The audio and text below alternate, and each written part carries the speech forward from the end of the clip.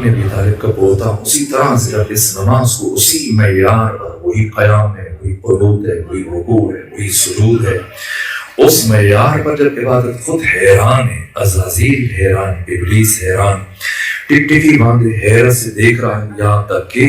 جب دیکھا کہ امام کی تضرع میں، زاری میں، خشوع میں، خضوع میں، معیار عبادت میں ذرہ برابر بھی کمی نہیں آئی، وہی رکوع، وہی سجود، وہی دعا کا معیار، وہی نماز کا معیار، کہ چلنے لگا۔ اور اعتراف وہ ہوتا ہے کہ جو خود دشمن اپنی زبان سے کرے۔ سید الساجدین، زین العابدین، امام سجاد کون ہے کہ جب ابلیس آپ کے گھر سے جا رہا تھا، وہ جو آپ کی عبادت کو آزمانے کے لیے آیا تھا، دیکھنے کے لیے کہ یہ کون ہے جسے دنیا سید الساجدین کہتی ہے، یہ کون ہے جنہیں دنیا زین العابدین کہتی ہے، یہ سب دیکھ کر تمام تفصیلی واقعات سے گریز کر تمہیں اشارہ کر کے آگے بڑھ جاؤں۔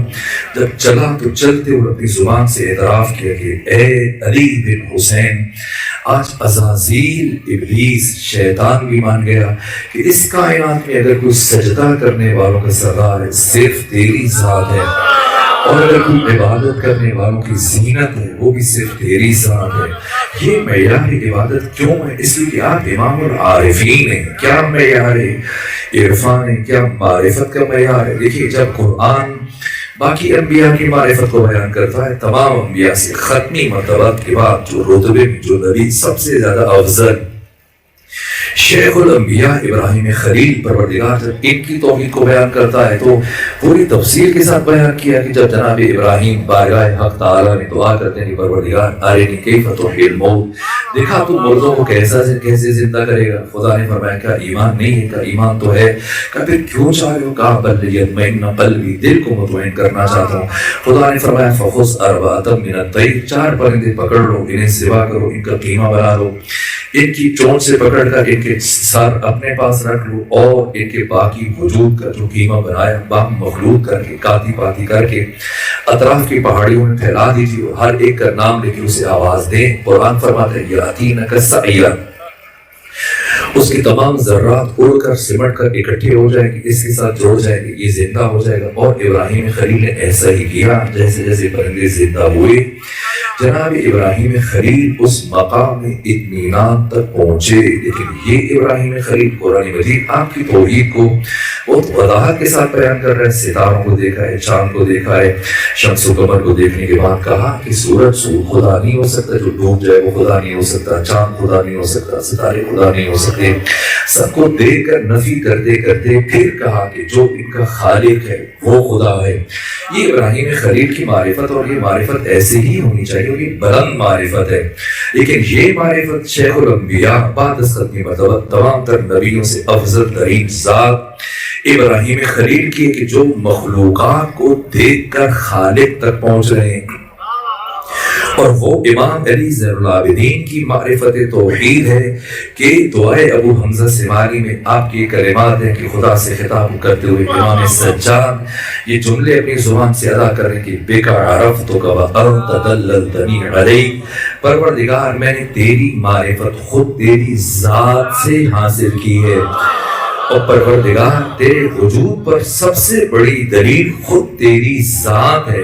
میں تیرے غیر کو تیرے وجود پر دلیل قرار نہیں دے سکتا، تیرے وجود پر، تیرے ہونے پر سب سے بڑی دلیل خود تیری ذات ہے۔ وہ ابراہیم خلیل ہے جو مخلوقات کو دیکھ کر خالق تک پہنچ رہے ہیں، اور یہ علی زین العابدین ہے جو خالق کو دیکھ کر خالق تک پہنچ رہے ہیں۔ ابراہیم خلیل کو وہی کہنا چاہیے جو انہوں نے کہا ہے، علی زین العابدین کو یہی کہنا چاہیے جو آپ نے کہا ہے، اس لیے کہ جس ابراہیم کی تخلیق تمام باقی مخلوقات سے بعد ہوئی ہے وہ مخلوقات کو دیکھ کر خالق تک پہنچیں گے، اور جس علی زین العابدین کے نور کو اللہ نے تمام مخلوقات سے پہلے خلق فرمایا جب غیر از خدا کچھ نہیں تھا، وہ خدا کو دیکھ کر خدا کی معرفت حاصل کریں گے، وہ خدا سے خدا کی معرفت حاصل کریں گے۔ جتنا جس کا معیار معرفت بلند ہے اتنا اس کا معیار عبادت بلند ہے، اور پھر وہی سے تمام تر صفات آقا امام علی زین العابدین کی، آپ کا صبر، آپ کا شکر۔ مجھے نہیں سمجھ آتی کہ جس طرح سے جناب وقار امبالوی صاحب کا یہ شعر ہے کہ اسلام کے دامن میں اور اس کے سوا کیا ہے، ایک ضرب ید اللہ، ایک سجدہ شبیری، مجھے نہیں معلوم کہ کیا سوچ کر انہوں نے یہ شعر کہا. پہلی بات یہ کہ خود اگر میں سوچوں تقابل کروں ضرب ید اللہ، وہ ضربت جو علی ابن ابی طالب نے جنگ خیبر میں چلائی، واقعاً یہ ضرب اس ضرب کو بیان کیا ہے، یا وہ ضرب جو جنگ خندق میں عمرو ابن عبدالوہب پہ چلائی، جسے ختمی متوت نے تمام ثقلین کی جن و انس کی قیامت تک آنے والی عبادت سے افضل قرار دیا. کتنا افضل پیغمبر نے کوئی حد بیان نہیں کی، 1 گنا 10 گنا لاکھ گنا ارب گنا کھرب گنا، لیکن یہ ضرب اللہ، یہ علی کی ضربت ہے، ید اللہ کی یہ ضربت، اور دوسری جانب سجدہ شبیری کا. یہ کہا یہ 2 چیزیں، ان 2 میں سے افضل کون ہے؟ مجھ جیسا حقیر طالب علم شاید یہ بات عرض نہ کر سکے، میری اتنی اوقات نہیں ہے کہ ضرب ید اللہ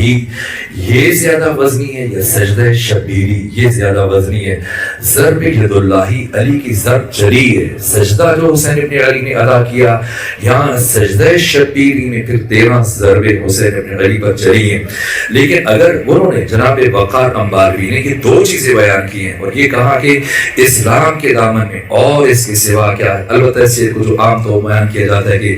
اسلام کے دامن میں بس 2 ہی تو چیزیں ہیں، لیکن جو میری نگاہ سے گزرا ہے کتاب میں، اسلام کے دامن میں اور اس کے سوا کیا ہے، ایک ضرب ید اللہ، ایک سجدہ شبیری. ہاں سجدہ شبیری اور ضرب ید اللہ، لیکن جو انہوں نے سوال قائم کیا کہ اور اس کے سوا کیا ہے، تو اور اس کے سوا سجدہ علی زین العابدین ہے. اور اگر وزن کیا جائے کہ حسین ابن علی کا سجدہ یہ زیادہ وزنی ہے یا علی زین العابدین کا سجدہ یہ زیادہ وزنی ہے، بہت مشکل ہو جائے گا یہ طے کرنا کہ کون سا سجدہ زیادہ وزنی ہے، زیادہ سنگین ہے. اس لیے کہ حسین ابن علی کا سر حالت سجدہ میں کاٹا گیا ہے، لیکن حسین ابن علی نے جو سجدہ کیا ہے یہ کٹی ہوئی لاشوں کے درمیان، بیٹوں بھائیوں بھتیجوں عزیزوں کے لاشوں کے درمیان. اور جو امام سجاد نے سجدہ کیا ہے یہ سر مخدرات عصمت و طہارت ان بیویوں کے درمیان جب وہ خیموں کی راکھ پر یہ سجدہ جسے بشر قیامت تک نظر انداز نہیں کر سکتا ہے، تاریخ انسانی کا طویل ترین سجدہ کہ شام غریبہ میں نماز عشاء ادا کرنے کے بعد جب سر سجدے میں رکھا تو ساری رات ایک سجدے میں گزار دیے. یہ امام الصابرین ہے، اور صبر جب اپنے اوج عروج معراج رفعت و بلندی اور اپنی انتہائی حد تک پہنچا تو یہ شکر میں ڈھل گیا. اس لیے امام الشاکرین ہے. ساری دنیا کے قیامت تک آنے والے افراد جہاں صبر نہ کر سکیں علی زین العابدین وہاں شکر کر رہے ہیں. سمجھنا ہے کس زاویے دین سے امام علی زین العابدین کی سیرت کو دیکھا جائے تاکہ ہم مہدویت تک پہنچے. میں آپ کی شخصیت کے باقی آباد کو چھوڑ کر صرف 2 سے 3 پہلو کہ کس طرح سے کربلا کو بچا کے ہم تک پہنچایا، لیکن اس سے ایک پیشتر یہ جو سورہ والعصر کے آئینے میں جو یہ 4 رکن بیان کیے گئے انسان حیران ہوتا ہے. دیکھیے اس پر امام غزالی نے احیاء العلوم میں گفتگو کی ہے، باقی اہل دانش نے، کہ کائنات جس شکل میں ابھی موجود ہے کیا ممکن ہے کہ کائنات اس سے زیادہ خوبصورت ہو سکے. یہ بحث کی گئی ہے کہ کائنات اس وقت، یہ دنیا، یہ دھرتی، یہ جہان، یہ عالم ہست و بود، یہ عالم آب و گل، یہ بزم گیتی، یہ دھرتی اس وقت جس شکل میں کیا ممکن ہے کہ اس سے بھی زیادہ خوبصورت شکل میں ہو سکے. اگر میں بچوں سے جوانوں سے سوال کروں کہ آپ بتائیں یہ دنیا جو موجودہ اس شکل میں ہے اپنے طول و عرض کے ساتھ، اپنی تمام تر زیبائیوں کے ساتھ، کیا ممکن ہے کہ اس سے زیادہ اس کائنات کو خوبصورت بنایا جا سکے؟ اس پر حکماء نے گفتگو کی ہے، اس پر علماء نے گفتگو کی ہے، اس پر عرفاء نے گفتگو کی ہے، اور علماء عرفاء نے دانشوروں نے یہ جملے کے اور یہ نتیجہ بیان کیا کہ نہ ممکن نہیں کہ کائنات موجودہ جس شکل میں اس سے زیادہ خوبصورت ہو سکے. کیوں ممکن نہیں ہے؟ کا اس لیے کہ اگر ہم فرض کر لیں کہ کائنات اس سے زیادہ بننا ممکن ہے، خوبصورت بن سکتی ہے، اور خدا کے علم میں نہیں ہے، یہ پہلی بات. دوسری بات آپ کہیں کہ نہیں خدا کے علم میں ہے تو پھر خدا کیوں نہیں بنا رہا؟ تو دوسری وجہ یہ بنتی ہے کہ اللہ قادر نہیں ہے، اور آپ کہیں نہیں وہ قادر ہے. تو اگر خدا کے علم میں بھی ہے اور اللہ قدرت بھی رکھتا ہے پھر کیوں نہیں بنا رہا؟ تو پھر جو تیسری چیز لازم آتی ہے وہ بخل خدا لازم آتا ہے. اگر آپ یہ مان لیں کہ اس سے زیادہ خوبصورت بن سکتی ہے، خدا نہیں بنا، خدا کے علم میں نہیں، تو اس سے جہل خدا لازم آتا ہے. اور اگر کہیں کہ خدا کے علم میں نہیں ہے پھر نہیں بنا رہا تو بنا نہیں سکتا، اس سے عجز خدا لازم آتا ہے. اگر آپ یہ مان لیں کہ اس سے زیادہ خوبصورت کائنات بن سکتی ہے، خدا بنا سکتا ہے پھر نہیں بنا رہا، اس سے بخل خدا لازم آتا ہے. در حالی کہ اللہ نہ جاہل ہے، نہ عاجز ہے، نہ بخیل ہے. تو لا محالہ ماننا پڑے گا کہ یہ کائنات اس وقت جس شکل میں اس کی حسین ترین خوبصورت ترین شکل ہے، یہ جو ہمیں نظر آتا ہے کہ کہیں پر جس طرح سے صحرا ہے، کہیں پر ویرانہ ہے، کہیں پر پہاڑ ہے، کہیں پر اس طرح سے یہ جو چیزیں بظاہر ہمیں نظر آتا ہے کہ یہ خوبصورت نہیں ہے، شاید باغات زیادہ خوبصورت ہے، یہ دوسرا ایک حصہ زیادہ خوبصورت ہے، نا یہ جو جامعیت ہے، وقت نہیں کہ میں زیادہ کھول کر تفصیل سے بیان کروں، یہ اس کائنات کی زیبائی ہے، یعنی کائنات کی ہم جہتی ہے، یہ کائنات کی آفاقیت ہے کہ کوئی ایک پہلو بھی حق تعالیٰ نے نظر انداز نہیں کیا، یہ کائنات ہر زاویے سے ہر اعتبار سے کوئی پہلو تشنا نہیں ہے، یہ جامعیت یہ کائنات کا حسن ہے، یہ اس کائنات کی جمالیات ہے۔ اگر میں یہ بات پہنچا سکا تو سیرت امام سجاد سے ملحق ہونے کے لیے بس میں ایک جملہ عرض کروں، اگر یہاں آپ کے لاہور سے ماڈل ٹاؤن سے ہم دوستوں کے بیچ میں سے ایک جوان اٹھے اور یہ ارادہ کرے کہ وہ پوری دنیا میں جائے گا، سیر و سفر کرے گا، سیاحت کرے گا اور پھر دنیا کے مناظر کو فلم بند کرے گا، مسلسل یعنی آج کے دن وہ ہم میں سے الگ ہو اور جائے پوری دنیا کے ساتھ بر اعظموں کا خوشی ٹکڑے ہیں، اس کے علاوہ سمندروں میں جائے، جنگلوں میں جائے، باغات میں جائے، پہاڑوں میں جائے، صحراؤں میں جائے، ہر مقام پر مختلف مقامات پر جائے، لیکن جب تصاویر بنا رہا ہو تو عجیب کام کرے کہ جتنی بھی تلخیاں ہیں، جتنے بھی وحشتناک، کربناک، المناک، تلخ قسم کے مناظر ہیں، جتنے بھی خشن قسم کے مناظر ہیں، جو بھی آنکھوں کو ذہن کو تکلیف اذیت دینے والے مناظر ہیں، باقی کائنات کی تمام تر حسن، زیبائی کو، خوبصورتی کو چھوڑ کر ان تلخ ترین مناظر کو جمع کرنا شروع کر دے، ان کی تصویریں بناتا رہے اور ایک سال گزرنے کے بعد دوبارہ جب ہمارے بیچ میں لوٹ کے آئے ہم سب کے درمیان، تو ہم کہ بتاؤ دکھاؤ وہ تصاویر جو تم بنا کے لائے ہو، پوری دنیا کا جو تم نے سفر کیا، سیر کی، سیاحت کی، ہمیں بھی دکھاؤ۔ تو جیسی وہ تصویر نکالے تو فوراً سے ہر ایک سر پکڑ کے بیٹھ جائے کہ اس حسین ترین دنیا میں جو اس سے زیادہ حسین بننا ممکن نہیں، کائنات اس سے زیادہ خوبصورت ہو سکے، لیکن تمام تر زیبائیوں کو نظر انداز کر کے پوری دنیا کی تلخیوں کو کریہ ترین، مکروہ ترین، اسی طرح سے کربناک ترین، وحشتناک ترین، دردناک ترین، خوفناک ترین، ڈراونے اس طرح کے مناظر ان کی تصاویر بنا کر البم تیار کر کے ہمارے سامنے رکھ دیا۔ بتائیں ہم ایسے شخص سے متعلق کیا سوچیں گے جس نے تمام تر جمالیات کو، تمام تر زیبائیوں کو، تمام تر حسن کو، تمام تر خوبصورتی کو نظر انداز کیا اور تلخ ترین مناظر کی تصویریں بنا کر ہمارے سامنے رکھ دی۔ اگر ہم تھوڑا سا غور کریں اور اپنی عملی زندگی میں دیکھیں تو ہم میں سے اکثر افراد اپنی زندگی میں یہی کام کر رہے ہوتے ہیں کہ پروردگار قرآن میں فرماتے ہیں کہ ان تعدوا نعمت اللہ لا تحصوها، اگر تم پروردگار کی نعمتوں کو گننا چاہو، شمار کرنا چاہو، تم گن نہیں سکتے، شمار نہیں کر سکتے۔ یہ لا متناہی، لا محدود نعمتیں کہ انسان واقعاً جن میں گھرا ہوا ہے سر سے لے کے پاؤں تک، نعمات الہی میں خدا کی مختلف متعدد لا متناہی نعمات کے درمیان رہتے ہوئے یہ ساری نعمتیں جو خدا نے اسے دیا ہے، بچپن سے لے کے جوانی تک، جوانی سے لے کے بڑھاپے تک، ساری نعمتوں کو نظر انداز کر کے پوری زندگی میں سے چند ایک محرومیاں تلاش کرتا ہے، چند ایک تلخیاں تلاش کرتا ہے، چند ایک پریشانیاں تلاش کرتا ہے اور ان محرومیوں کا، ان تلخیوں کا ایک البم تیار کرتا ہے کہ مجھے فلاں چیز نہیں ملی ہے، مجھے فلاں چیز نہیں ملی ہے، فلاں چیز نہیں ملی ہے،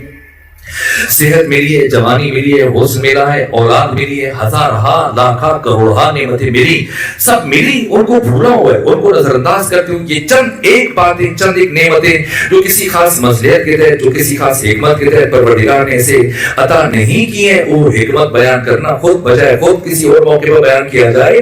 تو وہ چند ایک محرومیاں جو اس کی زندگی میں، چند ایک ایسی پریشانیاں جو اس کی زندگی میں، چند ایک تکالیف جو اس کی زندگی میں، 2 سے 3 چیزیں، 4 سے 5 چیزیں، 5 سے 7 چیزیں جو اسے نہیں ملی، ان تلخیوں کا ایک البم بنا کر جیسے کوئی ملتا ہے آواز پرسی کرتا ہے، شروع میں کہتا ہے بہت اچھا، الحمدللہ، ٹھیک ہوں، سب ٹھیک ہے، اور پھر رفتہ رفتہ جیسے بولنا شروع کرتا ہے تو پھر یہ البم کھول کر ان کے سامنے اپنے اس کو پوچھتا ہے، آواز پرسی کرتا ہے، اس کے سامنے رکھ دیتا ہے، دیکھو میری زندگی میں یہ محرومی ہے، یہ پریشانی ہے، یہ مشکل ہے، یہ نہیں ملا، یہ نہیں ملا، یہ نہیں ملا، جو ملا سب کو نظر انداز کر دیا ہے، جو نہیں ملا لاکھوں کروڑوں چیزیں جو عطا ہیں سب کو بھولا ہوا ہے، نظر انداز کیے ہوئے، تو چند ایک 2 سے 4 چیزیں نہیں ملی ہیں، ہر ایک کے سامنے البم رکھ کے خدا کا شکوہ کرتا ہے، خدا کی شکایت کرتا ہے۔ اب سمجھنا ہے کہ علی زین العابدین کون ہے کہ کائنات تاریخ انسانی میں بشر ان مسائل کو مل کر برداشت نہ کر سکیں جو سارے مسائل علی زین العابدین نے برداشت کیے۔ دنیا جہاں صبر نہ کر سکے وہاں علی زین العابدین شکر کر کے جا رہے ہیں. اب اس سجدے کی قیمت کو سمجھنا ہے. اس لیے میں کہہ رہا ہوں کہ نہیں مارو مجھے کہ وقار امبالوی مرحوم نے اس اپنے شعر میں کیوں اس سجدے کو نظر انداز کیا. نہ اسلام کے دامن میں دیکھا جائے گا تو بہت کچھ ہے. نہ صرف ضرب ید اللہ ہی نہیں ہے, صرف سجدہ شبیری نہیں ہے, سجدہ شبیری اور سجدہ علی زین العابدین جہاں سے امام علی زین العابدین کی امامت کا آغاز ہوا اور پھر کس طرح سے بچایا کربلا کو. واقعا انسان حیران ہو جاتا ہے. مشکل ترین پیچیدہ ترین حالات میں جہاں پر کوئی بھی انسان ہوتا اس کے حواس ہمت جواب دے جاتی, اس کے حوصلے ختم ہو جاتے, کسی بھی طرح سے ممکن نہیں تھا. اس کے باوجود انسان حیران ہوتا ہے. اسے یوں لگتا ہے کہ کوفہ جو لوگوں کو ہزاروں کی تعداد میں اکٹھا کیا گیا ہے شاید علی زین العابدین کی گفتگو سنانے کے لیے, شاید ثانی زہرا کی خطبے سنانے کے لیے, اور شام میں جتنا اعتماد جو کچھ ہوا میں مشکل ترین مراحل میں کس طرح سے امامت کی امام علی زین العابدین آپ کی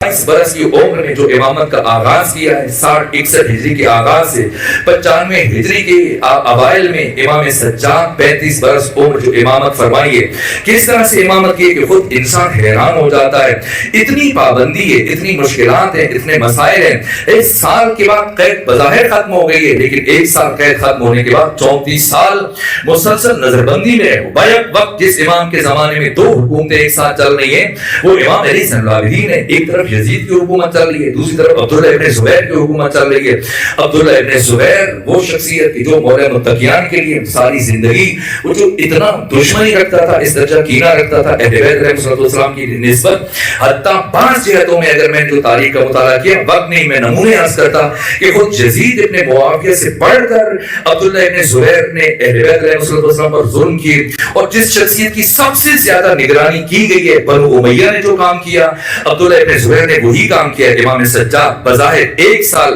آپ نے جو قید میں گزارا شام میں, اور باقی سمجھتے لوگ کہ شاید 34 سال آزاد رہے, نہ بظاہر آزاد رہے لیکن ایسی نظر بندی ہے,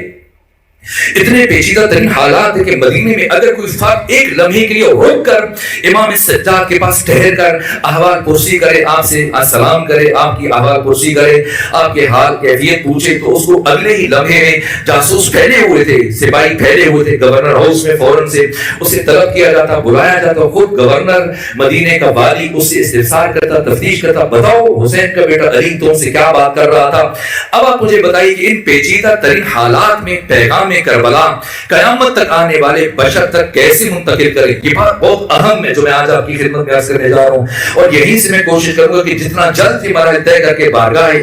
امام زمان تک پہنچنے میں کامیاب ہو جو اس تسلسل کو عصر عاشور سے عصر ظہور تک, یہ کس طرح سے یہ سارا تسلسل ہے, اس فکری زاویے کو سمجھنے کے لیے بس چند لمحے میں آقا کی سیرت کو بیان کر کے پھر کوشش کروں گا کہ کم سے کم آج کی حد تک آقا امام زمانہ کی بارگاہ تک سرخرو پہنچنے میں سرخرو ہو جائیں. یہاں تک کہ ان پیچیدہ حالات میں کیا کیا امام نے 7 انداز اختیار کیے, 7 اسلوب اختیار کیے امام علی زین العابدین نے. پہلا جو کام کیا امام سجاد نے ان پیچیدہ ترین حالات میں پیغام کربلا کو کیسے پہنچائیں, جو کام سب سے پہلے انجام دیا. آپ امام کی سیرت پہ مطالعہ کیجئے, پیغمبر گرامی اسلام سے لے کر امام حسن عسکری تک تمام معصومین نے مل کر اتنے غلام نہیں خریدے جتنے غلام صرف امام سجاد نے خریدے. اور عجیب یہ تھا کہ امام سجاد جب کسی غلام کو خریدتے تھے تو کبھی کسی غلام کو 1 سال سے زیادہ اپنے پاس نہیں رکھا, یہاں تک کہ 1 سال مکمل ہونے سے پہلے اس کو آزاد کر دیتے تھے. اور بظاہر دشمن اپنی تمام تر شیطنت کے باوجود, تمام تر عیاریوں کے باوجود, تمام تر چالاکی کے باوجود, مسلسل نگرانی کے باوجود کہ کوئی امام کے پاس نہیں آ پا رہے, اور وہ یہ سمجھتے تھے کہ شاید امام ثواب کی نیت سے غلام خریدتے ہیں پھر ثواب کی نیت سے آزاد کر دیتے ہیں, لیکن یہ حکیمانہ طرز عمل ہے. بظاہر امام سجاد علی زین العابدین غلام خریدتے ہیں لیکن بباطن شاگرد جمع کر رہے ہیں, اور کس طرح سے پیغام کربلا کو نسل کا انسانی تک پہنچا رہے ہیں آج کی متمدن مہذب مثقف دنیا میں. اور دیکھیں آپ باقی ادیان, باقی مذاہب کی بنسبت خود یہودی دنیا کے متاثر ترین افراد ہیں. آپ دیکھیں کہ باقی افراد اپنا عقیدہ چھوڑ کر دوسرا عقیدہ اپنا لیتے ہیں, اپنا دین چھوڑ کر دوسرا دین اختیار کرتے ہیں, لیکن یہودی وہ اپنا دین بآسانی نہیں چھوڑتے ہیں. اسی طرح سے بہت کم آپ نے دیکھا ہوگا تاریخ میں کہ کوئی یہودی اپنے دین سے دستبردار ہو جائے. لیکن آج اس صدی میں بھی ایک عام فرد کی میں بات نہیں کر رہا, یہاں تک کہ پڑھا لکھا اس صدی کا متمول ترین فرد ایڈوارڈو جس کا تعلق اٹلی سے تھا اور عام فرق نہیں تھا، خود فیٹ کمپنی اور ایسی اور 10-20 کمپنیوں کا تنہا مالک، اپنے والد کا اکلوتا بیٹا، یہ ایڈوارڈو جو اسلام پر تحقیق کر رہا تھا، پی ایچ ڈی کر رہا تھا، اور مسلسل جو سجو کے دوران، تحقیق کے دوران جب یہ اپنے تھیسس مکمل کر رہا تھا تو اسی اثناء میں ایران میں اسلامی انقلاب آیا، تو اسے یہ خیال ہے کہ اسلام کی اس شاخ کا بھی مطالعہ کیا جائے، تشیع کا بھی مطالعہ کیا جائے۔ چنانچہ ایڈوارڈو اٹلی سے پہنچے ایران میں، اور جب ایران میں آئے خمینی وہ چکن زندہ تھے، ان سے ملاقات ہوئی۔ یہ آدھے گھنٹے کی ملاقات جو آن دی ریکارڈ ہے، آپ دیکھ سکتے ہیں، ڈھونڈ سکتے ہیں، تصاویر موجود ہیں، اس ملاقات کی تفاصیل موجود ہیں۔ اور اس آدھے گھنٹے کی ملاقات کے بعد جب ایڈوارڈو ایران سے رخصت ہوئے، جب دوبارہ آئے تو خمینی وہ چکن کی رحلت ہو چکی تھی اور راہبر شہید سید علی خامنہئی کا آپ کی راہبری کا زمانہ تھا۔ ایسے میں جیسی ایڈوارڈو آئے دوسری مرتبہ تو آپ نے اسلام قبول کیا، اور آپ کی وہ ویڈیوز موجود ہیں، تصاویر موجود ہیں، آپ دیکھ سکتے ہیں، ڈھونڈ سکتے ہیں کہ خود راہبر عظیم الشان سید علی خامنہئی کی ابتدا میں آپ جمعہ ادا کر رہے ہیں۔ ان کے ساتھ بھی ملاقات کی۔ ایران کے وزیر خارجہ ڈاکٹر علی اکبر ولایتی جو خود کئی کتابوں کے مصنف ہیں، مؤلف ہیں، انہوں نے ملاقات کی ایڈوارڈو سے اور کہا کہ ایڈوارڈو یہودی تو بڑے متعصب ہوتے ہیں، اپنے عقیدے میں بہت سخت ہوتے ہیں، وہ اپنے آبائی عقیدے سے دستبردار نہیں ہوتے، اسے چھوڑنے کے لیے تیار نہیں ہوتے، تو آپ نے کیوں کر یہودیت کو چھوڑا ہے، کیوں کر اسلام قبول کیا، کیوں کر تشیع کو قبول کیا، کیا سبب بنا ہے، کیا چیز باعث بنی ہے؟ تو جناب ایڈوارڈو نے جو جواب دیا، کہا جب میں نے خمینی وہ چکن کے ساتھ وہ آدھے گھنٹے کی ملاقات کی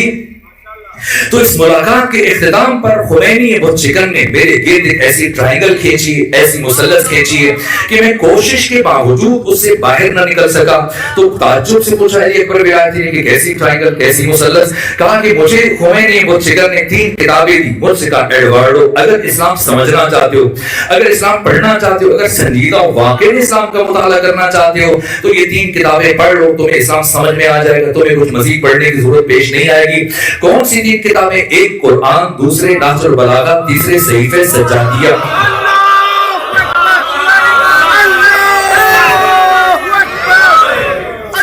قرآن مجید سے متعلق جناب ایڈوارڈو نے جو کچھ کہا میں کسی اور محفل میں بیان کروں گا، کسی اور مناسبت سے، نہج البلاغہ سے متعلق، لیکن جو صحیفہ سجادیہ سے متعلق جناب ایڈوارڈو نے جملے کہے کہ اس کتاب کو پڑھنے کے بعد میں اس نتیجے پر پہنچا کہ یہ انسان جس کا نام علی زین العابدین ہے، یہ اس کائنات کا سب سے بڑا ماہر نفسیات ہے، یہ یوں بات کرتا ہے، حتیٰ اپنے خدا سے یوں کلام کرتا ہے، اپنے خدا سے اس طرح سے بات کرتا ہے، یوں مانگتا ہے اپنے خدا سے کہ اپنے خدا سے بھی کے پاس بھی انکار کا راستہ نہیں چھوڑتا۔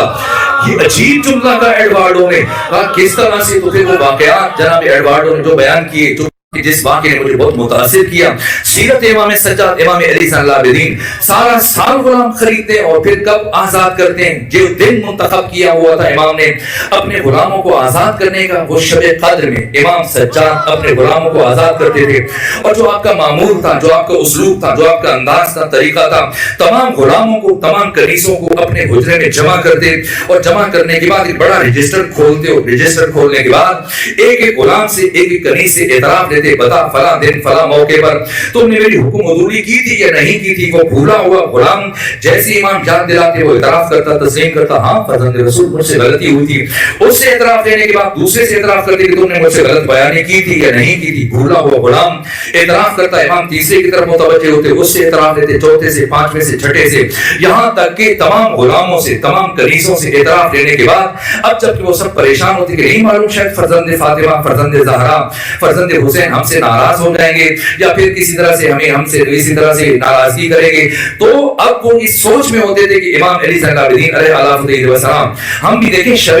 قدر کے اعمال کا آغاز کرتے ہیں ماہ مبارک رمضان میں مختلف طریقوں سے، کوئی غسل کر کے شب قدر کے اعمال کا آغاز کرتا ہے، کوئی تلاوت سے آغاز کرتا ہے، کوئی نوافل سے آغاز کرتا ہے، کوئی مناجات سے آغاز کرتا ہے، کوئی صدقہ دے کے آغاز کرتا ہے، لیکن علی زین العابدین خدا سے مانگنے کا سلیقہ تعلیم دے رہے ہیں بشر کو کہ کیسے مانگا جاتا ہے، خدا سے کیسے باتیں منوائی جاتی ہیں۔ تمام غلاموں سے اعتراف لینے کے بعد ایک مرتبہ جب سب مضطرب ہوتے، بے چین ہوتے، پریشان ہوتے، تو امام سجاد فرماتے جاؤ آج کی شب میں نے تم سب کو معاف کر دیا،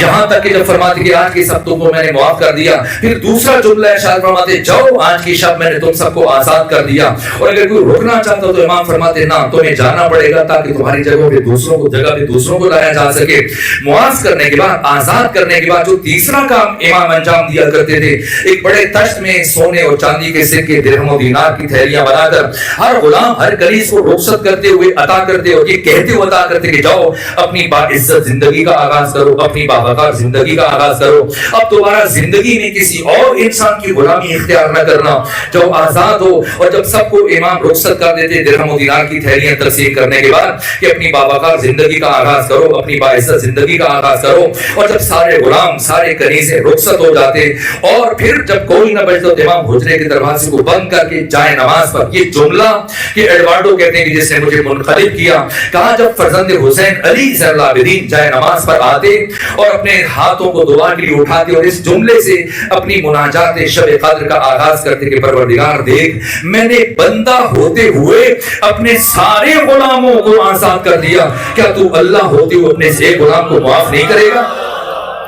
میں نے بندہ ہوتے ہوئے اپنے سارے غلاموں کو معاف کر دیا، کیا تو اللہ ہوتے ہوئے اپنے اس ایک غلام کو معاف نہیں کرے گا؟ یہ بندگی کا سلیقہ یہ خدا سے کیسے ہے؟ دل میں انسان دوسروں کے لیے کینہ رکھے، غصہ رکھے، دوستوں کے لیے ناراض ہے، بھائیوں کے لیے ناراض ہے، رشتہ داروں کی نسبت کینہ رکھتا ہے، ناراض ہے، کچھ بھی ہو جائے معاف نہیں کروں گا، تو کس بارگاہ سے، کس منہ سے حق تعالیٰ کی بارگاہ میں جا کے خدا سے معافی طلب کر رہے ہو؟ خدا سے معافی مانگنے کا اسلوب تعلیم دیا امام علی زین العابدین علیہ السلام نے۔ یہ مختلف زاویے خود انسان حیران ہو جاتا ہے۔ حسین ابن نویر کے ساتھ جو امام کی گفتگو ہے، وقت نہیں کہ میں اس کی طرف اشارہ کروں۔ اسی طرح سے مروان بن حکم جو مدینے کا سابق گورنر جس نے اہل بیت کو اذیتیں دی ہیں، مشکل وقت جب پڑا ہے، جب شام میں مدینے سے بنو امیہ کو نکالا جا رہا تھا، کوئی جائے پناہ نہیں ملی ہے پورے مدینے میں مروان بن حکم کو، اپنی بیٹیوں کو، اپنی بیوی کو، اسی طرح سے اپنی گھر کی خواتین کو ایک گھر ملا ہے پورے مدینے کے اندر، جس گھر میں لے کے آیا مطمئن ہے کہ یہاں پر میری ناموس سلامت رہے گی۔ امام سجاد سے کہا کہ آپ یہ جب تک حالات بہتر نہیں ہو جاتے میری بچیوں کو، میری بیٹیوں کو، میری زوجہ کو، میرے گھر کی خواتین کو اپنے ہاں آپ رکھیے، اور پھر ایک رقم دینے لگا کہ ان کے اخراجات ہوں گے، تو حضرت نے وہ رقم واپس کرتے ہوئے فرمایا کہ تم نے ہمیں نہیں پہچانا ہے۔ اور یہ امام علی زین العابدین علیہ السلام کہ مروان بن حکم جیسا بدترین دشمن بھی اپنے ناموس کے لیے اگر کسی گھر کو جائے پناہ سمجھتا ہے تو امام سجاد علی زین العابدین کا بیت الشرف ہے۔ حسین ابن نویر یہاں تک کہ مسئلہ حکومت نہیں ہے، اب دیکھنا ہوگا کہ امام حسین نے قیام کیوں فرمایا، یہ اساس ہے، یہ بنیاد ہے۔ میں شرمندہ ہوں کہ وقت بہت تیزی سے گزر رہا ہے، لیکن یہ چند ایک پہلو ناگزیر ہے، میں باقی پہلوؤں کو چھوڑ کر صرف ایک جملہ عرض کروں، بات آگے بڑھاؤں۔ یہاں تک کہ ہم یزید کے ساتھ دشمن ہیں، ہم اپنی مجالس میں یزید پر لعنت کرتے ہیں، یزیدیت کے اوپر لعنت کرتے ہیں، یزید کے اجداد کے اوپر لعنت کرتے ہیں، خاندان یزید پر لعنت کرتے ہیں، لیکن ہم یزید پر کیوں لعنت کرتے ہیں؟ اور آقا حسین نے یزید کے ساتھ اپنی دشمنی کا اظہار کیوں فرمایا؟ ہم جو یزید کے ساتھ اپنی دشمنی کا اظہار کرتے ہیں اس لیے کہ اس نے اہل بیت پر ظلم کیا ہے، آقا حسین کو شہید کیا ہے، مخدرات عصمت و طہارت کو اسیر کیا ہے، لیکن امام حسین کو جب ابھی تک تو شہید نہیں کیا، یعنی حتیٰ جب آپ مدینہ چھوڑ رہے ہیں تب آپ یزید کے ساتھ اپنی مخالفت کا، اپنی دشمنی کا، اپنی نفرت کا اظہار کر رہے ہیں۔ اور جو وجہ بیان کی ہے آقا سید الشہداء نے کیا فرمایا؟ وَيَزِيدُ رَجُلٌ فَاسِقٌ شَارِبُ الْخَمْرِ قَاتِلُ النَّفْسِ الْمُحْتَرَمَةِ مُؤْمِنٌ بِالْفِسْقِ، اپنی دشمنی کی وجہ بیان کی کہ میں کیوں یزید سے دشمنی رکھتا ہوں۔ کہا کہ پہلی وجہ کہ وہ رجل فاسق ہے، اور اس کے بعد پھر شارب الخمر قاتل النفس المحترمہ، اور پھر چوتھی علامت جو یزید کی بیان کی، چار لفظوں کے اندر یزید کی پوری زندگی کو سمیٹا، خلاصہ کیا امام حسین نے اور کہا مؤمن بالفسق، یعنی یزید کی زندگی فسق اور فجور سے شروع ہوتی ہے، فسق اور فجور پر ختم ہو جاتی ہے۔ یعنی کیوں قیام کر رہا ہوں یزید کے خلاف؟ اس لیے کہ یزید فاسق ہے۔ فاسق کسے کہتے ہیں یہ بات اہم ہے، اسے سمجھنا ہے تاکہ امام سجاد کی امامت کو سمجھا جا سکے۔ فاسق کیسے کہتے ہیں؟ ایسے نہیں کہ کسی پر غصہ آ جائے تو کہہ دی یہ تو فاسق ہے، نہ، قرآن میں کسے فاسق کا ہے؟ قرآن فرماتا ہے الذین یقطعون ما امر اللہ بہ ان یوصل، اے بچے جوان خود اس آیت کا معنی کریں، الذین وہ لوگ یقطعون جو کاٹتے ہیں، جو قطع کرتے ہیں، قینچی چلاتے ہیں، کس پر؟ الذین یقطعون ما اس پر امر اللہ جس کا خدا نے حکم دیا، ان یوصل کہ اسے ملاؤ۔ یہ فسق کی تعریف ہے کہ جس کے ملانے کا خدا نے حکم دیا جو بھی اس پر اثر انداز ہو، جو بھی اسے کاٹے کر کے فاسق ہے، اس میں عمومیت ہے، اس میں وسعت ہے۔ جسے قرآن بیان کر رہا ہے کس کس کے ملانے کا خدا نے حکم دیا، خود عبد اور معبود کا تعلق، اللہ اور بندے کا تعلق. جو بھی اس تعلق پر اثر انداز ہونے کی کوشش کرے گا، فرد ہے یا اجتماع ہے، ادارہ ہے، کوئی ٹی وی چینل ہے، کوئی بھی فرد، کوئی بھی ادارہ اگر اللہ اور بندے کے تعلق پر اثر انداز ہونے کی کوشش کرے، اسے کمزور کرنے کی کوشش کرے، یہ قرآن مجید کی نگاہ میں فاسق ہے. امام اور امت جو اس تعلق پر اثر انداز ہونا چاہے یہ فاسق ہے. نبی اور امت جو اس تعلق کو خراب کرنا چاہے، متاثر کرنا چاہے، یہ فاسق ہے. اولاد اور والدین، پروردگار میں نے والدین سے متعلق پچھلی مجلس میں جو عشرہ مجالس کے دوران بے تفصیل بیان کیا، اس تعلق کو پروردگار مستحکم دیکھنا چاہتا ہے. اگر کوئی فرد والدین اور اولاد کے بیچ میں غلط فہمیاں پیدا کرتا ہے، چاہے نمازیں پڑھے، روزے رکھے، یہ قرآن مجید کی نگاہ میں فاسق ہے. جو ان کو جس کو ملانے کا حکم دیا جا رہا ہے اسے کاٹ رہا ہے. اس طرح سے زوج اور زوجہ، پروردگار اس تعلق کو کتنا مستحکم دیکھنا چاہتا ہے. میں نے سورہ واقعہ روم کی آیت نمبر 21 کے تناظر میں عشرہ مجالس کے دوران بیان کیا ہے. اس تعلق کو پروردگار کو اتنا مستحکم دیکھنا چاہتا ہے. اگر کوئی فرد زوج اور زوجہ کے درمیان، میاں بیوی کے درمیان ایک غلط فہمی پیدا کر دینے، دور کرنے کی کوشش کرے، قرآن مجید کی نگاہ میں فاسق ہے. بہن اور بھائی کا رشتہ پروردگار سے گہرا دیکھنا چاہتے ہیں. دوست اور دوست کا رشتہ، ہمسایوں کے تعلقات، یہ سارے تعلقات پروردگار ان کو بہت مستحکم دیکھنا چاہتے ہیں، مثالی دیکھنا چاہتا ہے. یہ سورہ عصر کا پیغام ہے. میں نے بیان کیا کہ سورہ عصر میں 3 چیزیں، ایک جسم، ایک روح، اور جب جسم دنیا میں منتقل ہوتا ہے بدن مادر سے تو پھر کچھ رشتوں کا آغاز ہوتا ہے. یہ تمام رشتے جو فرض کیے جاتے ہیں، ان سب رشتوں کو پروردگار مثالی دیکھنا چاہتا ہے. جو ان رشتوں پر اثر انداز ہونا چاہے یہ قرآن مجید کی نگاہ میں فاسق ہے. امام حسین کا یزید کے خلاف نفرت کا اظہار اس کے فسق کی وجہ سے ہے، یعنی یزید کے ساتھ دشمنی کی وجہ اس کا فسق و فجور ہے. اس کا مطلب پھر امام سجاد نے کیا کیا؟ امام سجاد نے معاشرے میں ان 35 سالوں میں، اگر مجھ سے پوچھیں کہ میں خلاصہ کروں امام سجاد کی 35 سالہ حیات طیبہ کو ایک جملے میں، تو امام سجاد نے ان 35 سالوں میں فسق اور فجور کے خلاف جنگ کی ہے. کیسے جنگ کی ہے، کس انداز میں جنگ کی ہے، انسان حیران ہو جاتا ہے. اب میں سمجھتا ہوں لازم ہے یہ بچے کی جوان مطالعہ کریں. کیا عظیم کتاب ہے. یعنی سورہ عصر کی تفسیر کو اگر کوئی سمجھنا چاہتا ہے، انسانی اور الہی رشتوں کو، تعلقات کو کس سطح پہ ہونا چاہیے، کس معیار پر ہونا چاہیے. 51 حقوق ہیں، رسالت الحقوق، جسے خود اس کی اہمیت کو سمجھیے کہ امام سجاد نے اپنے بیٹے زید کو بٹھا کر ایک ایک حق تعلیم دیا ہے، اس کی تفصیل بیان کی ہے. والدین کے حقوق کیا ہیں، معلم کے حقوق کیا ہیں، استاد کے حقوق کیا ہیں، ہمسائے کے حقوق کیا ہیں، مسافر جو ساتھ آپ کے چل رہے ہیں، ہم سفر، اس کے حقوق کیا ہیں. یہ 51 طبقات کے حقوق کو بیان کیا امام علی زین العابدین نے. یعنی یزید جو معاشرے کو فاسد بنانا چاہ رہا تھا اور یزید کا فسق پورے معاشرے میں سرایت ہونا چاہ رہا تھا، امام سجاد نے ان 35 سالوں میں پھر سے دوبارہ سے اس فسق کو قطع کرتے ہوئے پھر تمام ان الہی انسانی رشتوں کو استرنو زندہ کرنے کے لیے کردار ادا کیا ہے. وقت نہیں کہ میں ایک ایک علامت، ایک ایک وقت بیان کروں. امام سجاد کی زندگی کے واقعات، جزیات ایسے حسین خوبصورت ترین واقعات ہیں، کس طرح سے لمحوں میں بندے کو خدا کے ساتھ جوڑ رہے ہیں. اور کتنی بڑی بڑی شخصیات جو متاثر ہوتے تھے، یہاں تک کہ محمد ابن شہاب زہری، محمد ابن مسلم ابن شہاب زہری کون ہے؟ یہ بنو امیہ کی طرف سے چیف جسٹس ہے مکہ کا اور بنو امیہ کا وفادار ہے. لیکن کس طرح سے امام علی صلی اللہ علیہ وسلم نے اس کی زندگی کو بدل کے رکھ دیا. امامت کیسے کی جاتی ہے امام سجاد نے بتایا ہے کہ جب یہی محمد ابن مسلم ابن شہاب زہری جو مکہ کا چیف جسٹس تھا، اور دوران تفتیش ایک مرتبہ جب امام گئے حج کے لیے، وہاں پر حج کے موقع پر پوچھا کہ مجھے محمد ابن مسلم نظر نہیں آ رہا ہے، مجھے ابن شہاب زہری نظر نہیں آ رہا ہے. بتایا گیا کہ تفتیش کے دوران وہ کسی ملزم سے تفتیش کر رہا تھا اور سزا دی تو وہ سزا کو برداشت نہ کر سکا ملزم، اور اس طرح سے اس کی موت ہو گئی ہے. اور اس کی موت کے صدمے سے محمد ابن مسلم پریشان ہے کہ میری وجہ سے ایک انسان کی جان ضائع ہو گئی. تو اس نے اپنی ذمہ داریاں چھوڑی، عہدہ چھوڑا، جنگل میں چلا گیا اور مسلسل روتا رہتا ہے، نہ کھاتا ہے نہ پیتا ہے، پھٹے ہوئے کپڑے پہنے ہوئے اور قریب مر گئے. امام نے فرمایا بلاؤ محمد ابن مسلم ابن شہاب زہری کو. اور جب بلایا گیا محمد ابن مسلم ابن شہاب زہری کو، امام نے پوچھا بتاؤ یہ کیا حال بنا رکھا ہے تم نے؟ تو کہا کہ فرزند رسول آپ کو پتا ہے کہ مجھ سے کتنا بڑا ظلم ہوا ہے. پوچھا کیا ظلم ہوا ہے؟ کہا میری وجہ سے ایک انسان کی جان چلی گئی ہے. کیا اس سے بڑا ظلم ہو سکتا ہے؟ سنیے اس سے بڑا کوئی گناہ ہو سکتا ہے؟ سنیے ہمارے یہاں یہ جو بچے ہیں جوان اسکولوں میں جاتے ہیں، کالجز میں، یونیورسٹیز میں، ہمارے اسلام آباد میں شہروں کے درمیان اس طرح سے شاہراہوں کے درمیان حق تعالیٰ کے نام لکھے گئے، پیغمبر اسلام کے نام لکھے گئے، ان ناموں کے معنی بھی لکھے گئے. لیکن عجیب المیہ یہ کہ اکثر نام جو خدا کے اور پیغمبر اسلام کے لکھے گئے، جو نیچے اس کا مفہوم تحریر کیا گیا ہے، جو معنی لکھا گیا ہے، وہ 80 سے 85% نام ان کا ترجمہ غلط لکھا گیا ہے. انہی میں سے ایک بشیر ہے، ایک نذیر ہے. بشیر کا معنی جو یہ بچے اسکولوں میں پڑھتے ہیں، جو اس طرح سے ہمارے کورس اور نصاب کی کتابوں میں لکھا جاتا ہے، بشیر یعنی خوشخبری دینے والا، نذیر یعنی ڈرانے والا. نہ، بشیر کا یہ معنی نہیں ہے. یہ بہت سطحی معنی ہے. جو بشیر کا دقیق معنی امام راغب اصفہانی نے مفردات راغب میں تحریر کیا، اور نذیر کا معنی، بشیر کا معنی جو لکھا گیا ہے لغت کی بڑی کتابوں میں، بشیر ایک مایوس دل میں امید کی شمع کو روشن کرنے والا، اور نذیر آنے والے خطروں سے بشر کو آگاہ کرنے والا. سنیں اپنے زمانے کا بشیر، اپنے زمانے کا نذیر، اپنے زمانے کا محمد مصطفیٰ امام علی صلی اللہ علیہ وسلم. جیسی دیکھا کہ محمد ابن مسلم ابن شہاب زہری جیسا پڑھا لکھا باشعور فرد جو مکہ کا چیف جسٹس ہے، قاضی القضات ہے، جیسی امام نے کہا کہ کیا حال بنائے ہوگا فرزند رسول، آپ کو پتا ہے کہ مجھ سے کتنا بڑا گناہ ہوا ہے، کیا اس سے بڑا گناہ ہو سکتا ہے؟ سنیے کیا فرمایا یہ امام علی صلی اللہ علیہ وسلم نے. فرمایا ہاں ایک گناہ ہے جو اس سے بھی بڑا ہے. تعجب سے پوچھا محمد ابن مسلم ابن شہاب زہری نے فرزند رسول فرزند حسین کو کون سا گناہ ہے؟ فرمایا وہ اللہ کی رحمت سے مایوسی.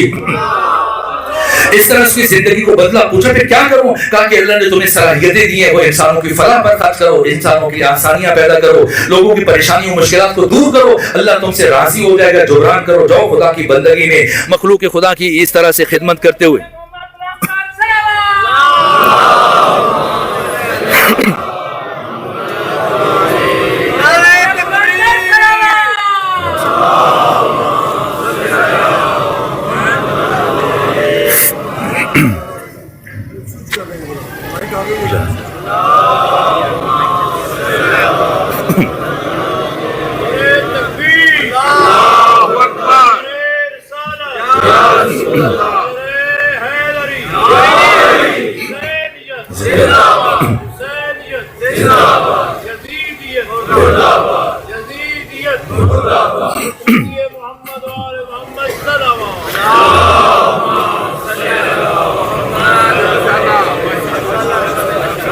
وقت تو تمام ہو چکا، تو کر دیکھو کچھ مراحل مزید اگر اجازت ہو تو میں عرض کیا. یہ امام علی زین العابدین علیہ السلام کس طرح سے ایک شخص کو دوبارہ زندگی کی طرف لے کے آئے، اس کا نتیجہ یہ ہوا کہ اس کے بعد بھی وہ امام کی اجازت سے کوفہ کا مکہ کا چیف جسٹس رہا، لیکن جتنا عرصہ زندہ رہا اس طرح سے امام کا مطیع فرمانبردار بن کے رہا. بڑے بہت واقعات ہیں، جزیات ہیں، لیکن وقت نہیں. یہ امام علی زین العابدین ہے کہ اپنے عمل سے، کردار سے، سیرت سے، اس طرح سے مدینہ میں کس طرح سے بنو امیہ، خود سوچئے گا، جو کہ وقت محدود ہے، اس لیے میں خلاصہ کر رہا ہوں اپنی گفتگو کو سمیٹنا چاہتا ہوں. خود وزن کیجیے گا، تحریر کیجیے گا، تجزیہ کیجیے گا کہ بنو امیہ کی اتنی مضبوط ترین حکومت ہے، 100 سال پوری نہیں کر سکی، اور 132 ہجری میں 92 سال مکمل کرنے کے بعد ہمیشہ کے لیے ختم ہو گئے، اور پھر دوبارہ کبھی بھی بنو امیہ پر سر اقتدار نہ آ سکے. اور ان سے کمزور تر بنو عباس جو 656 ہجری تک 524 سال حکومت کی ہے، اور ان سے کئی گنا زیادہ حکومت کرنے میں کامیاب ہوئے. تو کس نے بنو امیہ کی حکومت کو ختم کیا، وہ کیسے ختم کیا؟ سب سے بڑا کردار کیا کیا امام علی زین العابدین علیہ السلام نے ان 35 سالوں میں مضبوط ترین حکومت کو کس طرح سے نابود کیا ہے، کس طرح سے ختم کیا، کس طرح درجہ اعتبار سے ساقط کیا. یہاں تک کہ مسلسل امام کی جذابیت میں اضافہ ہوتا چلا جا رہا، اور بنو امیہ کے حکمرانوں کی اس قدر لوگوں کی نگاہ میں اس قدر بظاہر ان کے پاس لشکر تھے، سپاہ تھے، عسکر تھے، فوجی تھے، سپاہی تھے، ہٹو بچوں کی آوازیں، لیکن دلوں پر جس شخصیت کی حکومت تھی فرزند حسین امام علی زین العابدین. یہاں تک کہ حج کے موقع پر جب مکہ میں داخل ہوئے تو حشام بن حکم بھی اسی سال حج کے لیے آیا ہوا تھا، شام سے آیا ہوا تھا. اس کے ساتھ 1000 محافظ، 1000 سپاہی، 1000 فوجی تھے، اس کے لیے راستہ بنا رہے تھے. اس کے باوجود اتنا ازدحام تھا، اتنی بھیڑ تھی، اتنا ہجوم تھا خانہ کعبہ میں کہ جب وہ جانا چاہتا تھا آگے حجر اسود کا بوسہ لینے کے لیے تو اس کے لیے راستہ نہیں چھوڑا گیا، اور مجبور ہو کر وہ حجر اسود تک نہ پہنچ سکا. لیکن جیسی امام علی زین العابدین نے مسجد الحرام میں قدم رکھا، ایک مرتبہ خود لوگ راستہ چھوڑنے لگے، کوئی آپ کے پاؤں کے بوسے لے رہا ہے، کوئی آپ کے ہاتھوں کے بوسے لے رہا ہے، اور جو راستہ چھٹتا چلا گیا، اور بہت آسانی کے ساتھ امام آگے چلتے ہوئے، آگے بڑھتے ہوئے پہنچے، حجر اسود کا بوسہ لیا. اور جیسے امام نے حجر اسود کا بوسہ لیا تو ایک مرتبہ حشام بن حکم کے ساتھ آئے ہوئے شام سے یہ 1000 سپاہی سوالیہ نگاہوں سے حشام بن حکم کی طرف دیکھ رہے ہیں اور پوچھ رہے ہیں کہ کون ہے کہ تم بادشاہ وقت ہو، تم اتنی بڑی شخصیت ہو، ہم سب مل کر تمہارے لیے راستہ بناتے رہے، تم حجر اسود تک نہ پہنچ سکے، اور ایک عام فرد آیا ہے، آ کر اتنی آسانی سے ہر ایک اس کے لیے راستہ چھوڑ رہا ہے، اور اتنی آسانی سے. تو حشام بن حکم نے اپنی خفت کو مٹانے کے لیے، اپنی شرمندگی کو مٹانے کے لیے اب اس طرح سے لا علمی کا اظہار کیا ہے اور جھوٹ بولا، کہا کہ میں نہیں جانتا کہ کون ہے. لیکن جیسے اس نے کہا کہ میں نہیں جانتا تو شاعر اہل بیت جناب فرزدق قریب کھڑے تھے، اور جیسے انہوں نے سنا تو بلند آواز سے کہا تعجب ہے، تو انہیں نہیں جانتا، سنے حشام تمہارے جاننے نہ جاننے سے کوئی فرق نہیں پڑتا. اگر تو نہیں جانتا تو میں بتاتا ہوں، یہ سب لوگ جو مسجد الحرام میں حج کے موقع پر مکہ میں جمع ہیں، میں نے بتاتا ہوں کہ کون ہے. کہا کہ حاذا الذی 70 ابیات ہیں، کسی موقع پر میں تفصیل سے عرض کروں گا، صرف 1 سے 2 اشعار عرض کروں. کہا حاذا الذی تعرف البطحا وطاعتو، اگر تو نہیں جانتا تو کیا فرق پڑتا ہے؟ یہ وہ ہے کہ جسے سرزمین مکہ کا چپا چپا جانتا ہے، جسے سرزمین حرم جانتی ہے، جسے کعبہ جانتا ہے، جسے مقام ہل جانتا ہے، جسے بیت الحرم جانتا ہے. کہا کہ حاذا الذی تعرف البطحا وطاعتو والبیت یعرفہ والحل والحرم، یہ سب جانتے ہیں، سرزمین مکہ کا چپا چپا جانتا ہے. اور سن اے حشام، آج تو لوگوں نے راستہ چھوڑ دیا ہے اور یہ چلتے ہوئے گئے اور چل کے حجر اسود کا بوسہ لیا، لیکن سن اس علی ذی العابدین کی کتنی عزت ہے، کتنا مقام ہے اللہ کی بارگاہ میں، کہ اگر کوئی ان کے لیے راستہ نہ چھوڑتا اور یہ حجر اسود تک نہ پہنچتے تو اتنی عزت ہے کہ حجر اسود کو چل کر ان کے ہاتھ کا بوسہ لیتا. بیان کرتے کرتے اس مرحلے تک پہنچے.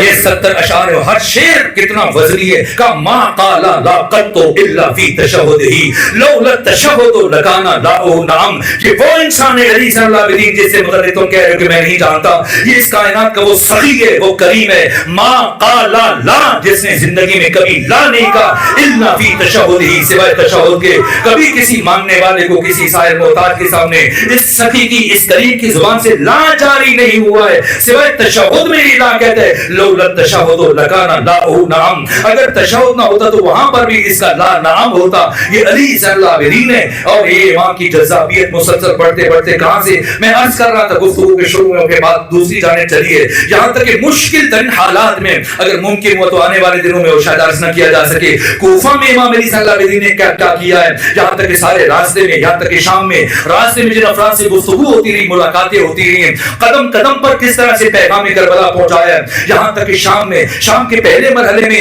یہ بیویوں کو لے کے یزید ابن معاویہ کے دربار میں لے کے جایا گیا. یہ پیر کا دن تھا اور پھر 3 دن گزرنے کے بعد جمعے کے دن، جب چوتھے دن جمعے کا دن آیا تو اس مرحلے میں یہ روز جمعہ، اب مسجد جامع عمومی، آپ میں سے جو شام جا چکے ہیں اس کی وسعت کو دیکھیے، یہ کھچا کھچ بھری ہوئی لوگوں سے، اور پہلی صف میں جس ہستی کو بٹھایا گیا یہ امام علی صلی اللہ علیہ وسلم سید سجاد ہیں. آپ کے ساتھ آپ کے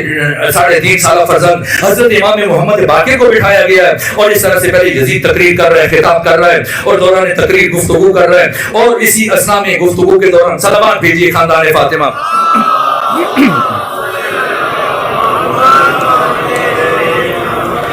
میں گفتگو کے اعراض کرتے ہوئے، چونکہ وقت ختم ہو رہا ہے، ورنہ جس طرح سے یزید تقریر کر رہا تھا، یزید خطاب کر رہا تھا، اور اسی خطاب کے اثنا میں جو کچھ ہوا ہے وہ ان پہلوؤں کو چھوڑتے ہوئے یہاں تک کہ پھر یزید کی خطاب کے دوران بس میں ایک جملہ عرض کروں کہ امام سجاد علی صلی اللہ علیہ وسلم اس طرح سے اگرچہ یزید کے چہرے کی طرف دیکھ رہے تھے لیکن ایک عجیب کام کر رہے تھے. آپ خاک شفا سے بنی ہوئی جو تصویر تھی اس کے دانے گھما رہے تھے. اور دیکھیں جب انسان کی گفتگو کے دوران کسی پڑھنے والے کو، خطیب کو یہ محسوس ہو کہ اس کی بات پر توجہ نہیں کی جا رہی، کوئی ادھر دیکھ رہا ہے، دائیں بائیں دیکھ رہا ہے، کسی اور کام میں مشغول ہے، تو پھر ایک مرتبہ اس کے اعتماد میں کمی آتی ہے، لکڑا آنا شروع ہو جاتی ہے، اس کے تسلسل متاثر ہو جاتا ہے. تو یزید چونکہ اس کی نگاہیں گڑی ہوئی تھی امام سجاد کی طرف، مجمع کی طرف بھی دیکھتا لیکن بار بار مڑ کر امام سجاد کی طرف دیکھتا، اور جب دیکھتا کہ امام سجاد اسی طرح سے تسبیح کے دانے گھما رہے ہیں تو بالآخر اس کے لب و لہجے میں لکڑا آنا شروع ہوئی ہے، اس کی گفتگو متاثر ہونا شروع ہوئی ہے. اور دوران خطاب ایک مرتبہ گفتگو روک کر کہنے لگا کہ اے علی صلی اللہ علیہ وسلم، علی بن حسین، آپ میری تقریر کیوں نہیں سن رہے؟ فرمایا میں تمہاری تقریر سن رہا ہوں. کہ نہیں سن رہے؟ فرمایا سن رہا ہوں. کہ آپ تو دانے گھما رہے ہیں، آپ تو تسبیح پڑھ رہے ہیں. فرمایا نہ میں تسبیح نہیں پڑھ رہا، میں فقط دانے گھما رہا ہوں. اب یزید نے جب سنا کہ امام فرما رہے ہیں میں صرف دانے گھما رہا ہوں تو کہا پھر ابس کام کیوں کر رہے ہیں؟ یا تو تسبیح پڑھی جائے تب دانے گھمائے جائیں، جب آپ تسبیح نہیں پڑھ رہے تو پھر دانے کیوں گھما رہے ہیں؟ یہ وہ مرحلہ تھا، یہ وہ حکمت تھی. امامت کیا ہے، امامت کیسے کی جاتی ہے، جو مرحوم اقبال لکھا کہ قوم کیا ہے، قوموں کی امامت کیا ہے، اس کو کیا سمجھے گا بھلا 2 رکعت کا امام. امامت کیسے کی جاتی ہے علی صلی اللہ علیہ وسلم نے بتایا. اس جب کسی نے سوال کیا مرحوم اقبال سے کہ بتائیں امامت کیسے کہتے ہیں، تو اس سے پہلے کہ اقبال بتاتے کہ امامت کیا ہے پہلے سے دعا دی ہے. جیسے کہ کبھی کمزرف امامت کو نہیں سمجھ سکتا ہے کہ کب امام تلوار اٹھاتا ہے، کب امام تلوار کو نیام میں رکھتا ہے. امامت کو سمجھنے کے لیے ظرف چاہیے. اس لیے مرحوم اقبال نے کہا کہ تو نے پوچھی ہے امامت کی حقیقت مجھ سے، حق تجھے میری طرح صاحب اسرار کرے. امامت سمجھنے کے لیے ظرف چاہیے کہ اس مرحلے پر کیا کرنا ہے، کیا حکیمانہ طرز عمل اختیار کیا۔ ایک مرتبہ یزید نے کہا جب آپ تسبیح نہیں پڑھ رہے تو دانے کیوں گھما رہے ہیں، یا تو تسبیح پڑھیں پھر دانے گھمائیں، اور جب پڑھ نہیں گئے تو یہ عبث کام کیوں کر رہے ہیں؟ فرمایا نہ یہ عبث کام نہیں ہے، تو میں دانے گھما رہا ہوں تسبیح نہیں پڑھ رہا۔ کہا پھر یہ عبث ہے؟ کہا امام نے فرمایا شاید تو نہیں جانتا ہے کہ یہ تسبیح عام مٹی سے نہیں بنائی گئی ہے، میں نے اس تسبیح کے دانوں کو اپنے بابا حسین ابن علی کی قبر کی مٹی سے بنایا۔ یہ کیا مرحلہ تھا، اب خود دیکھیے گا کہ پوری مسجد جامع عمومی سمٹ کر متوجہ ہے اس یزید کے ساتھ کیا گفتگو چل رہی ہے، ایک ایک فرض سن رہا ہے۔ جیسے امام سجاد نے فرمایا کہ تو نہیں جانتا ہے کہ میں نے اس تسبیح کو اپنے بابا حسین ابن علی کی قبر کی مٹی سے بنایا، اور اللہ نے میرے بابا حسین کی قبر کی مٹی میں خصوصیت رکھی ہے کہ اگر اس قبر کی مٹی سے بنی ہوئی تسبیح کے دانوں کو پڑھا نہ جائے، صرف گھمایا جائے، صرف حرکت دی جائے، تو یہ دانے خود خدا کی تسبیح کرتے ہیں۔ یہ اتنی بڑی بات تھی، یہ اتنی وزنی بات تھی۔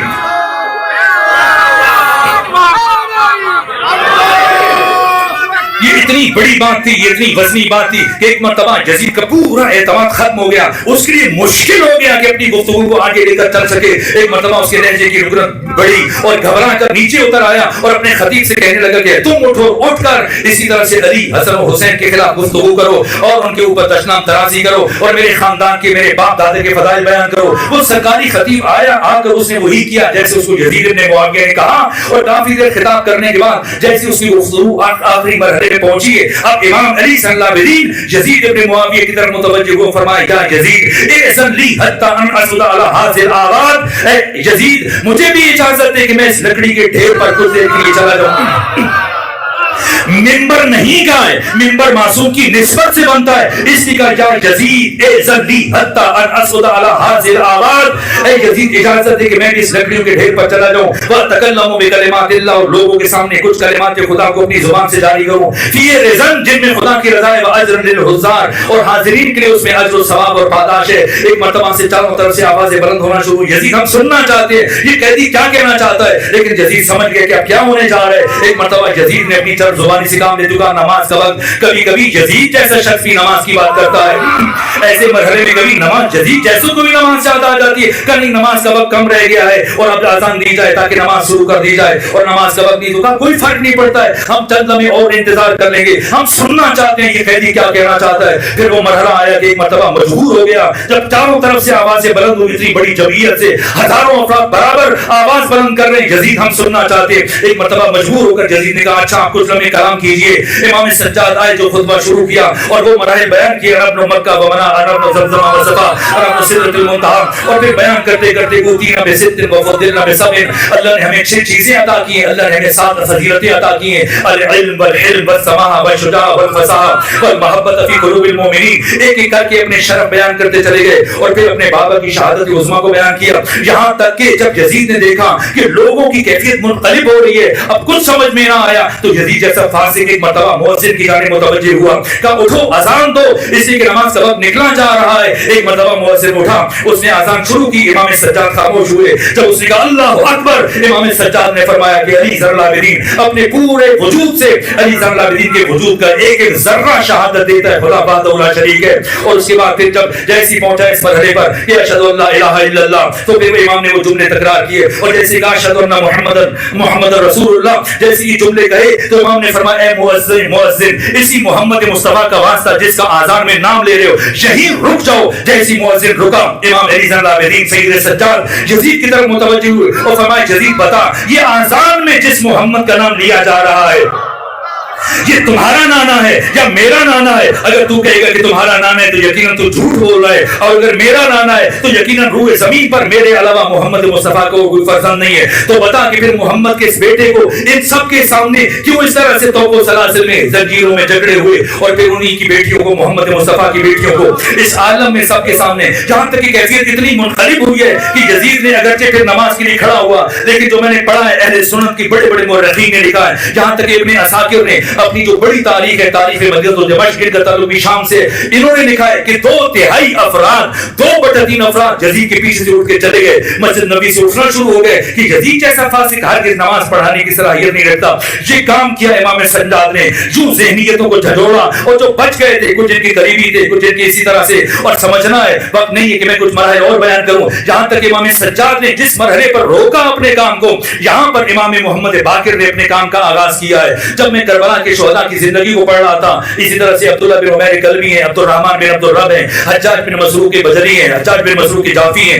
اسی طرح سے جندب بن حجیر کندی کولانی ہیں، اسی طرح سے برید بن خدیر حمدانی، یہ بڑی بڑی تمام تر شخصیتیں، سعید بن عبداللہ حنفی، ایک ایک شخصیت کو پڑھتا گیا، میں اس نتیجے میں پہنچا کہ ان میں سے ایک شخصیت بھی ایسی نہیں تھی جسے کیا جا سکے۔ پھر کس کو مدینے میں چھوڑا، کسے ساتھ لے کے آئے، میں نے دقت سے جب جائزہ لے رہا تھا کیوں فاطمہ صغریٰ کو مدینے میں چھوڑا، کیوں جناب سکینہ کو ساتھ لے کے آیا، اور پھر میں پڑھتے پڑھتے امام محمد باقر کی شخصیت پہ آ کے روکا کہ امام محمد باقر کو بھی تو امام حسین مدینے میں چھوڑ کے آ سکتے تھے، کیوں ہمراہ لے کر آئے۔ یہ اگر وقت ہوتا تو میں تفصیل سے بیان کرتا، کچھ کردار امام نے روز عاشور ادا کیا ہے، اگر امام باقر عاشور کے دن نہ ہوتے کائنات کی بساط کو لپیٹ دیا جاتا، جیسے میں نے شام غریبہ کی مجلس میں کچھ اشارے کیے۔ اور پھر کیا کردار ادا کیا، کوفہ میں کیا کیا امام محمد باقر نے 3.5 برس کی عمر میں، اور پھر شام پہنچنے کے بعد جیسے یزید ایک مرتبہ اتنا ضد ہوا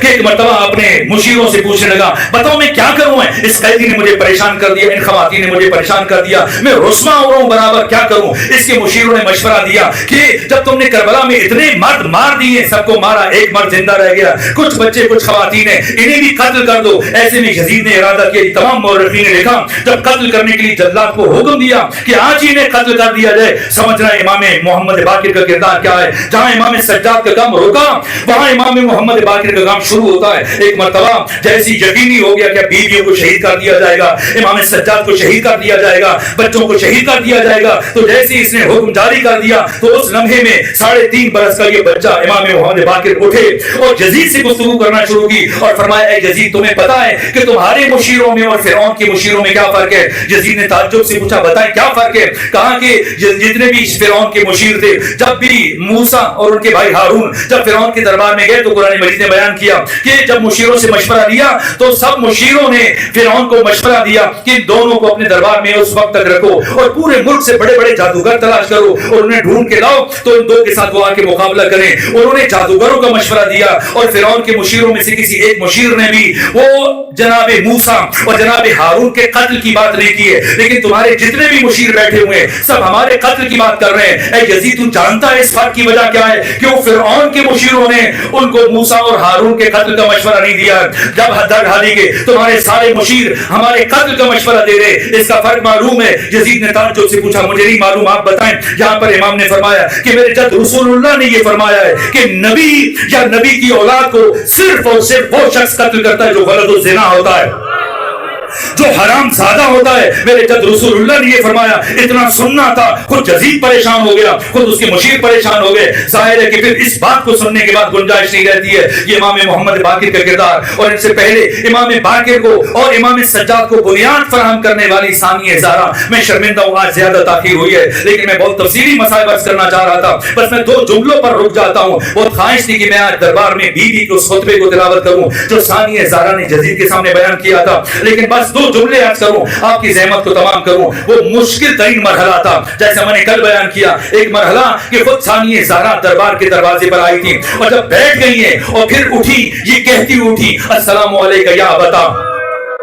السلام علیکم یا امیر المومنین، اٹھی ہے۔ لیکن جو میں نے پڑھا مکتب کی کتابوں میں تاریخوں میں پڑھا ہے کہ ثانیہ زہرا نے، یہ اتنا مشکل مرحلہ تھا، اتنا قیامت کا مرحلہ تھا کہ ثانیہ زہرا نے چند قدم اٹھائے اور دوبارہ دروازے کے قریب پہنچ کر بیٹھی ہیں، اور جب بیوی دوبارہ یزید کے دربار کے دروازے پر بیٹھی ہیں تو ایک مرتبہ سید سجاد آگے بڑھے، پوچھا پھوپھی اماں کیا بات ہے؟ کہ سید سجاد میں چاہتی ہوں کہ آپ چل کر یزید سے ملاقات کریں، آپ چل کر یزید سے بات کریں، یزید تک میرا پیغام پہنچائیں، ہم نے اب تک سارے راستے راستے میں چادریں نہیں مانگی ہیں, ہم نے ابھی تک پورے سفر میں چادروں کا مطالبہ نہیں کیا, لیکن میں نے سنا ہے چونکہ تو نے اپنے دربار میں یہودیوں کو بلایا ہوا ہے, تو نے اپنے دربار میں عیسائیوں کو بلایا ہوا ہے, تو ہم یہ چاہتے ہیں کہ جتنی دیر تو ہمیں اپنے دربار میں روکے گا صرف اتنی دیر کے لیے ہمیں چادریں دے دو. ہم وعدہ کرتے ہیں جیسے ہی تمہارا دربار چھوڑیں گے یہ چادریں واپس کر دیں گے. اور جیسے امام سجاد نے یزید تک یہ پیغام پہنچایا, یزید نے کہا نہ, جا کے علی کی بیٹی سے کہا جائے ایک لمحے کے لیے بھی چادریں نہیں دی جائیں گی,